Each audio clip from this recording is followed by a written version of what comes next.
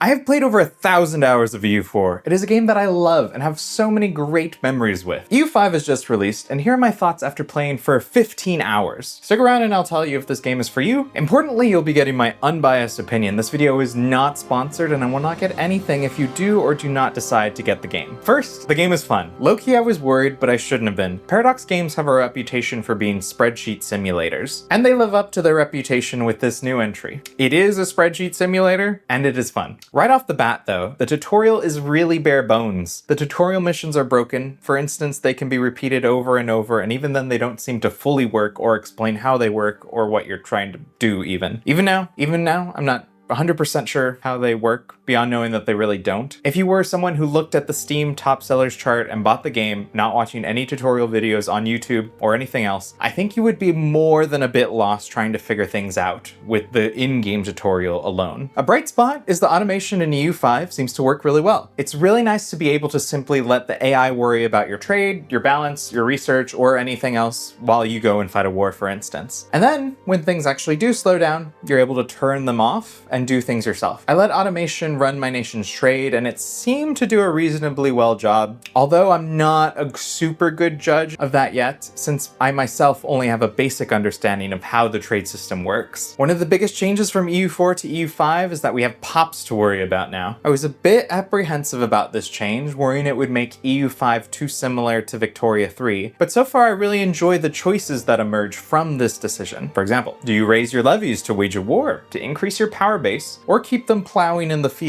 until the spring? If you lose a pivotal battle early on, the war could drag into winter, hurting your food production even more and causing your cities to begin to starve, making your burger estates upset and having them begin plotting a coup against your regime. Now, to combat that, should you give them more trading rights to appease them or just gold to buy them off? But if you give them the trading rights, the nobility is going to be upset, and now you'll have to deal with them. Not to mention, if you win the war, do you even have the spare cabinet members to begin to integrate your new land that you just took? Or should you make vassals out of that land instead? And on and on and on in a really good and fun way.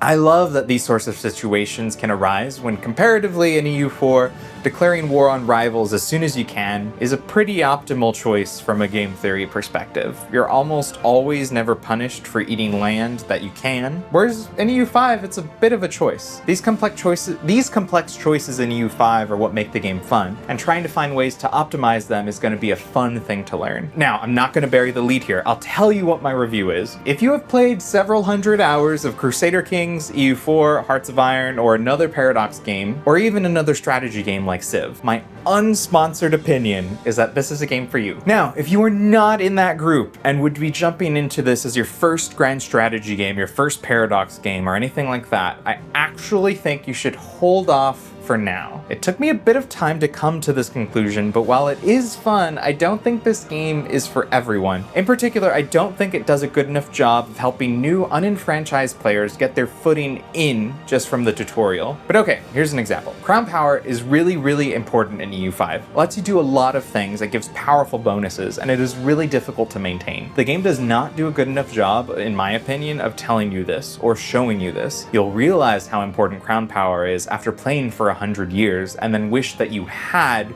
been focusing on improving your crown power since the start of the game. On top of that, the ways to improve it are not obvious. You can do it by having high legitimacy, having cabinet members that are from the crown estate, or even having your ruler lead an army or a navy. These things are not obvious, but a player that knows about it is going to have a much better and more fun choices to make versus someone that was never introduced to this as a concept. The game is also really buggy right now. Two examples that were really noticeable for me were when I was playing as Castile, I got a personal union casus belli on Portugal, but when I declared on Portugal, I was only able to get Portugal's ally as a personal union, not actually Portugal, the war leader, and the nation that I actually declared on. In my opinion, that's a pretty big bug, or maybe I'm just not really understanding something, but even in that instance, the game should have explained to me as a player what was going on, and I don't think that happened. Another example is in my first game as the Ottomans, I encountered a bug where my army was just kind of stuck. I know that forts have zone of control, I don't think that's what was going on. I'm not sure what or why or what was happening here, but it was pretty confusing choosing, and after a bit of time and a restart, I was able to get my armies moving again.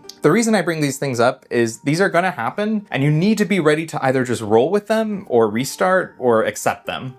These bugs are gonna be found and they're gonna need to be fixed, but as a newer player, they could really hamper your experience. Overall, I'm really excited about this game and looking forward to making more content for it. If you have questions, ask me down below and I'll respond to you. Otherwise, a like would be appreciated and a subscribe would be amazing. I'm planning to make another review when I get to around the 50-hour mark. It should be right there if it's already out to see how my opinion has changed, or watch this video YouTube thinks it would be good for you to see.